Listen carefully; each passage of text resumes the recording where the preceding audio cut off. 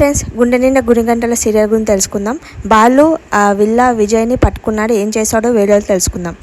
రోజు ఇంకా రోహిణి లోపలికి వస్తుంటారనమాట. డాష్ ఇచ్చుకుంటాను, ఎత్తి కొట్టుకుంటారు. చూసుకొని నడవనికి రాదా, ఫోన్లో చూసుకున్నా అంటే నేను ఇంపార్టెంట్ మెసేజ్ టైప్ చేస్తున్నాను తెలుసా నీకు అని అంటే, నువ్వేం చేస్తున్నావు అంటే నేను ఏదో ఆలోచించుకుంటూ వచ్చాను అంటే, ఏం ఆలోచిస్తున్నావు అంటే బాలు పిలిచిండు కదా ఏదో చెప్పడానికి పిలిచాడు అని అంటే, నేను అనుకున్నాను మీనా నాకు ప్రశ్నల వర్షం కుడిపిస్తుంది, నీకు బాలు ఏదో అడిగిందంటే ఏం అడిగింది మీనా అని అంటే, ఏదో అడిగింది, ప్రశ్నలు అడుగుతుంది, నా పర్సనల్ విషయం అడుగుతుంది, అందుకనే తిట్టేసేసాను అని అంటది.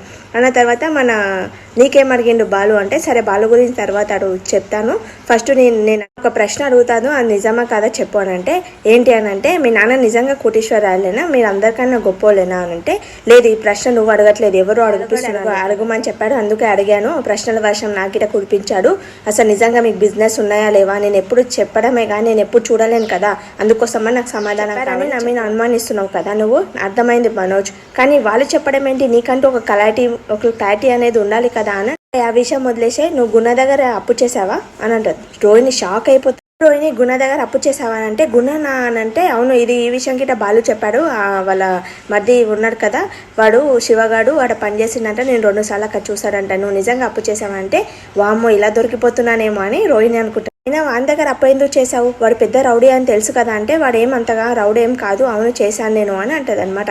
వాని దగ్గర నువ్వెందుకు అప్పు చేస్తున్నావు అంటే, నువ్వు వాళ్ళ మంటలు ఎందుకు తింటున్నావు, వాళ్ళు మన మీద ఎక్కించి మన ఇద్దరిని విడగొట్టడానికి మన ఇద్దరు గొడవలు పెట్టడానికి చేస్తున్నారంటే, సరే వాళ్ళ మాట వదిలేసి అసలు నేను అడుగుతున్నాను, నువ్వు ఎందుకు అప్పు చేస్తున్నావు, నీకేం అవసరం ఉంది అప్పు చేయడానికంటే, పెళ్లికి ముందు నేను మా ఫ్రెండ్ దగ్గర అడిగి తీసుకునేదాన్ని, పెళ్ళైన తర్వాత ఖర్చు చాలా ఎక్కువైపోయి నువ్వు పని చేయలేవు ఏం చేయలేవు, అప్పుడు నేను ఏం చేయాలి ఇంట్లో నడపడానికి, అందుకోసమని అప్పు చేశాను మనోజ్ అని చెప్తుంది అనమాట.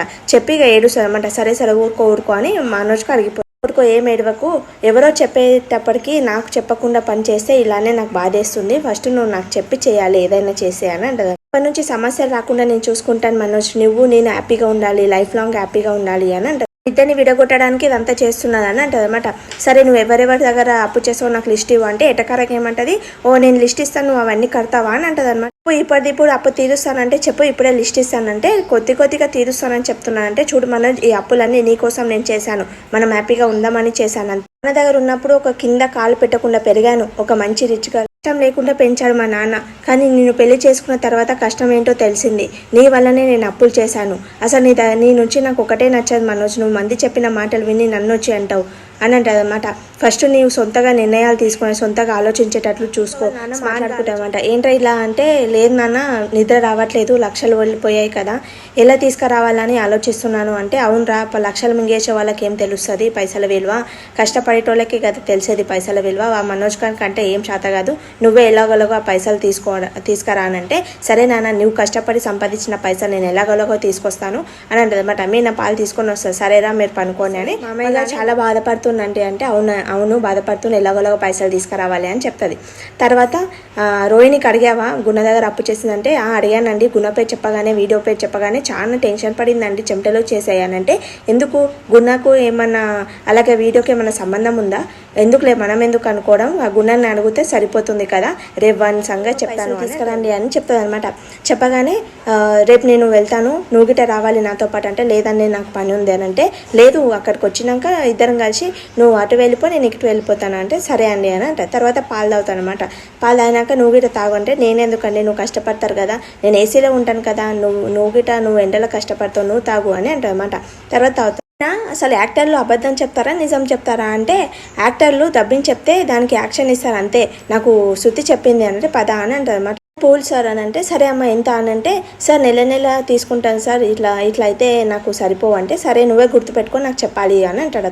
ఎవరు అని అంటే, నా భర్త సార్ అని అంటారు అనమాట. అవును సార్ ఈ ముళ్ళగుంపని అతని భర్తని, అలాగే ఈ పూలగుంప నా భార్య సార్ అని అంటారన్నమాట. ఇవి నిక్ నేమ్స్ అంటే, అవును సార్ అని, మీకు పెద్ద ఫ్యాన్ని సార్ నేను, మీ సీరియల్స్ అన్నీ చూస్తాను సార్, ఒక ఫోటో దిగుదామని మీ మా పుల్లగంప కడిగి వచ్చాను సార్ అంటే, అవును సార్ ప్లీజ్ సార్ అంటే, సరే సెల్ఫీ దిగుతా అని అంటారు అనమాట. కూర్చున్నగానే చెప్పండి మీరు ఏం చేస్తారంటే, నేను కార్ డ్రైవ్ చేస్తాను సార్, 2 కార్స్ ఉన్నాయంటే, 2 కార్స్ నువ్వే డ్రైవ్ చేస్తాను అంటే, లేదు సార్ ఒక్కొక్కసారి ఒకటి డ్రైవ్ చేస్తాను అని అంటారు అనమాట.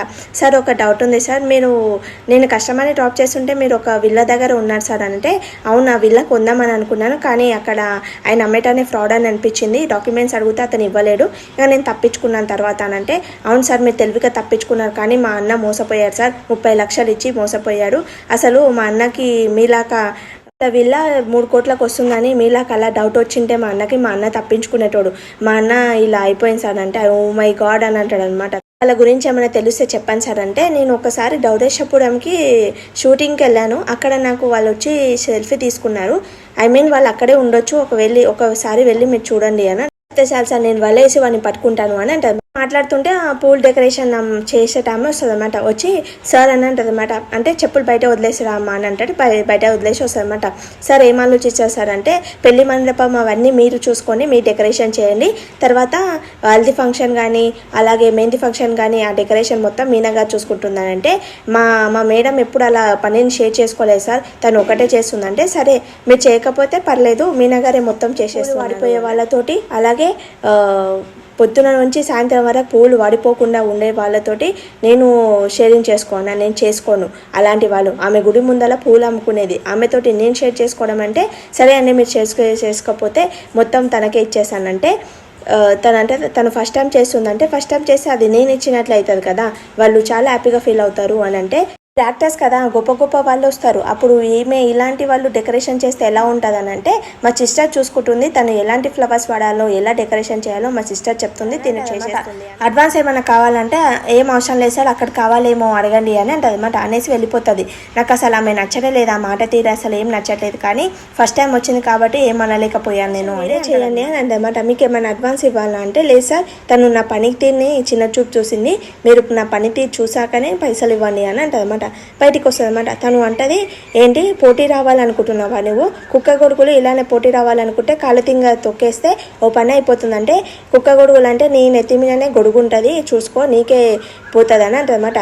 గంగమ్మ తల్లి నీళ్ళు వాడుతున్నది, కొత్త పాత నీరు వెళ్ళిపోయి కొత్త నీరు వస్తుంది, అలానే పాత వాళ్ళు వెళ్ళిపోయి కొత్త వాళ్ళు వస్తారు, నేనేం నీకు పోటీ రాలేను, నేను పని అడగడానికి వచ్చాను, నాకు పని ఇచ్చారు వాళ్ళు అని అంటాడు బాలు. అయితే డాన్స్ చేస్తారని, ఏంటండి ఇలా అని అంటే, సరే నీతో లాంగ్ డ్రైవ్ వెళ్ళాలని అనుకుంటున్నానంటే, ఎక్కడికి అని అంటే, ధవళేశ్వరంపురం వెళ్ళాలని అనుకుంటున్నానంటే, ఎందుకు అని అంటే, ఎందుకంటే ఆ హీరో చెప్పాడు కదా వాళ్ళు ధవళేశ్వరంపురంలో ఉన్నారని, ఇప్పుడు ఒకవేళ మనం వెళ్ళకపోతే ఆ డబ్బులన్నీ ఖర్చు చేసేస్తే మనకు టెన్షన్, మళ్ళీ మనోజ్ గన్లక ముఖం పెట్టాడనుకో మనం పరిచయం అవుతాం, పద వెళ్దాం, తొందరగా వెళ్తుంటారనమాట. బాలు అంటాడనమాట, మీనా నేను నిజంగా చెప్పాను, నేను లాంగ్ డ్రైవ్ తీసుకెళ్ళాలని నాకు చాలా ఉంటుంది, కానీ ఇప్పుడు ఈ విల్లావాన్ వల్ల నిన్ను లాంగ్ డ్రైవ్ తీసుకెళ్తున్నాను అని అంటదన్నమాట.